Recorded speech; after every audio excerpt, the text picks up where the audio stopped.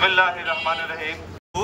যারা সার পাচারের সঙ্গে জড়িত, যারা কৃষকের সার পাচার করছে, তাদেরকে আইনে আওতায় আনতে হবে, যে কোনো পর্যায়ে হোক না কেন, যে কোনোভাবে হোক। কৃষকদের ফসল উৎপাদনের জন্য সারটা সবচেয়ে গুরুত্বপূর্ণ, আর সেই সার যদি আমরা না পাই তাহলে আমরা কিন্তু ফসল উৎপাদন করতে পারবো না। সিন্ডিকেটের মাধ্যমে সারটা চলে গেছে, এটা কি আমরা আসছি এখানে মানববন্ধন করার জন্য।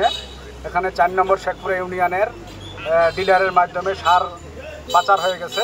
সেই ডিলারের নাম আবিদুল ইসলাম, এবং আমরা চাচ্ছি এটা যেন আর বিগত সময় পাচার না হয়, এবং ডিলারের লাইসেন্স বাতিল করার জন্য আমরা এই মানববন্ধন করেছি। এবং আর পরবর্তীতে যেন কৃষকেরা কোনো বিপদে না পড়ে, তার জন্য আমরা কৃষি কর্মকর্তার কাছে আবেদন করতেছি।